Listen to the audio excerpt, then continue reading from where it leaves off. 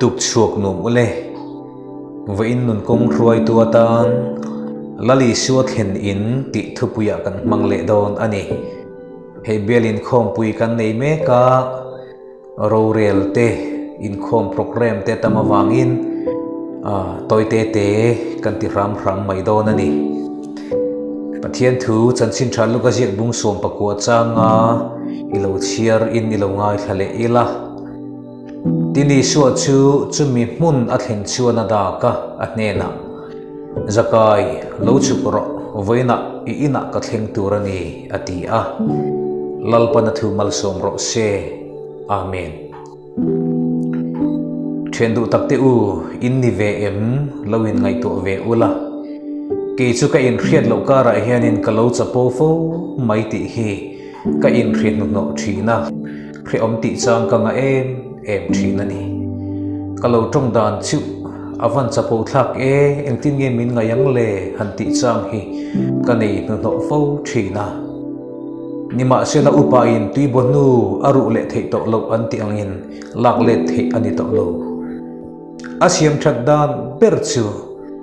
trong kam le nung chang thak thengin ani ma ni in siam that na in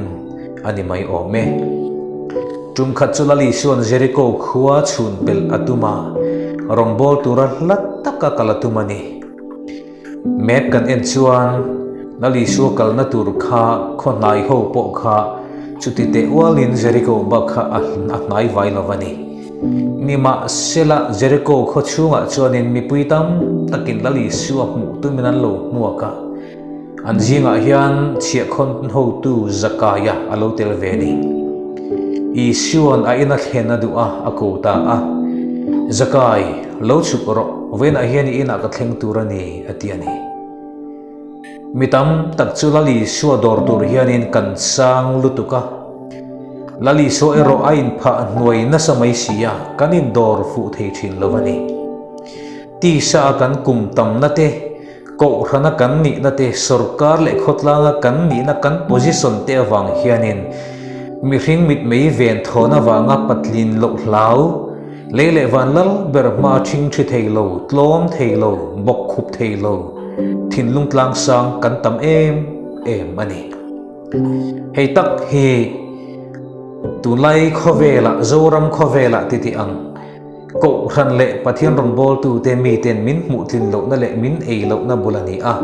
chia lo ril ru hi abo na sa em maya kan tlang sa na wang hian pathian ram ma hlok tu rang hian a hlok thei thin lo vena hian pathian mi hring lo chang boy anga in siama thi khop hia la thu zoma cross a thila li suat hen theina in kan ni theina turin tlom na nun lalpa idi lang u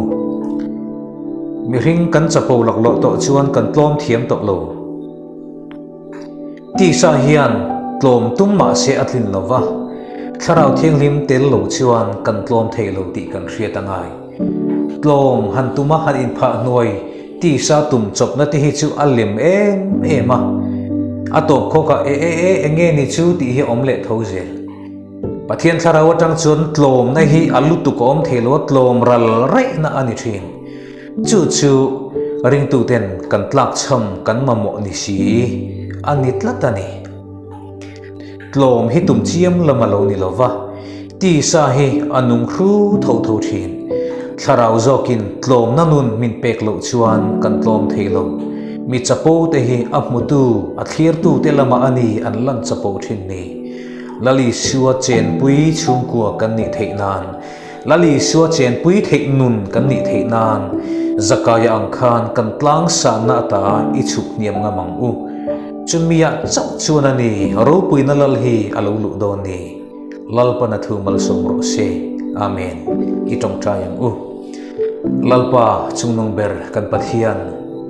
nang chu chia loin siam ini a